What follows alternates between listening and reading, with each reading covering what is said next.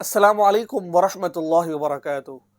अज़ल करना यानी कि बीवी की शर्मगाह से मनी को बाहर खारिज करना, अरबी ज़ुबान में अज़ल कहते हैं और इसका मतलब यही है जब मियाँ बीवी अज़वाजी ताल्लुक़ कायम कर रहे हैं और जब शौहर डिस्चार्ज होने वाला होता है वो अपने उज़्व ख़ास को बाहर निकाल लेता है और मनी खारिज कर देता है। इसका रीज़न क्या होता है? रीज़न इसका यही होता है कि कहीं हमल ना ठहर जाए, हमल ठहर गया तो बच्चा पैदा हो जाएगा। इसके लिए बहुत सारी चीज़ों को इस्तेमाल किया जाता है, जैसे कि मिसाल कॉन्डम इस्तेमाल कर लिया जाता है, बाज़रा टाँका, मुख्तलिफ़ इसकी सूरतें हैं। लोग मुख्तलिफ़ तदाबीर इसकी इस्तेमाल करते हैं। आज हम बताने जा रहे हैं कि इस्लाम के अंदर इस बात की इजाज़त है कि आप माने हमल की कोई अद्वियात इस्तेमाल करें, कोई ऐसी तदाबीर इख्तियार करें कि जिससे हमल ना ठहरे।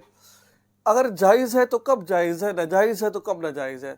नाज़रीन, इसमें एक ऐसी गलती है जो अक्सर लोग करते हैं, वो इतने बड़े गुनाह के अंदर मुलव्वस हो जाते हैं, शायद आप तसव्वुर भी नहीं करते हैं। अल्लाह ताला कुरान पाक में इरशाद फरमाते हैं, वला तक़्तुलू औलादकुम खश्यत इमलाक़, कि तुम अपनी औलाद को भूख के डर की वजह से कत्ल मत करो, रिज़्क़ की वजह से कत्ल ना करो। मैंने आयत का मफ़हूम आपके सामने अर्ज़ किया है। अब जो माने हमल है यानी कि आप कोई ऐसी चीज़ इस्तेमाल कॉन्डम इस्तेमाल कर लेते हैं या फिर कोई और तरीका इख्तियार करते हैं, मनी को बाहर खारिज करते हैं, इसमें सबसे पहले बीवी की इजाज़त ज़रूरी है।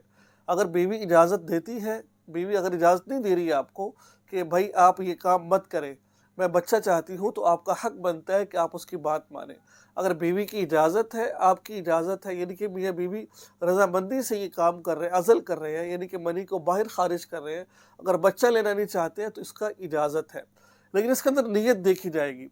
एक नीयत ये होती है कि भाई औरत कमज़ोर है, डॉक्टर ने कहा है कि अगर बच्चा पैदा हो गया तो फिर ये औरत इसको हमल को बर्दाश्त नहीं कर सकती, जान जाने का ख़दशा है, बीमारी बढ़ जाने का ख़दशा है, ठीक है।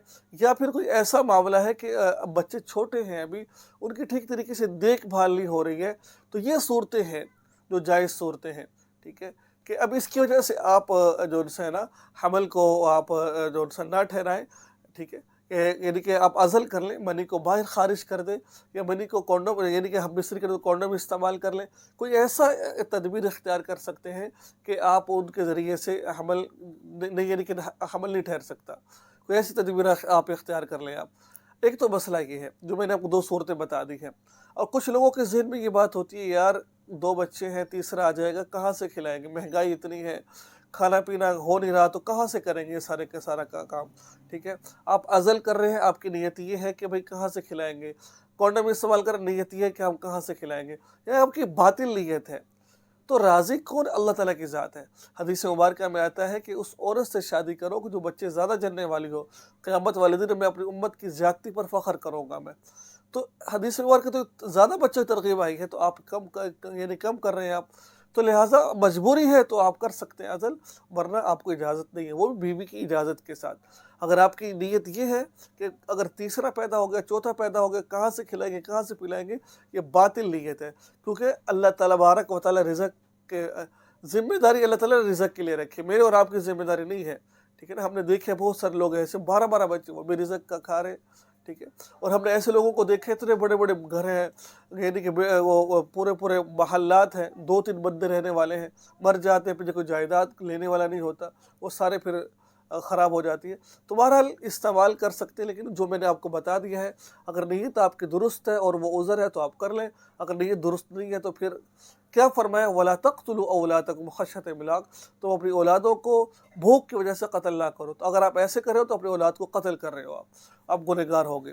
तो दुआ में याद रखिए, चैनल को सब्सक्राइब कर लीजिए और इस वीडियो को आगे शेयर ज़रूर कीजिएगा। अस्सलामु अलैकुम व रहमतुल्लाहि व बरकातुहू।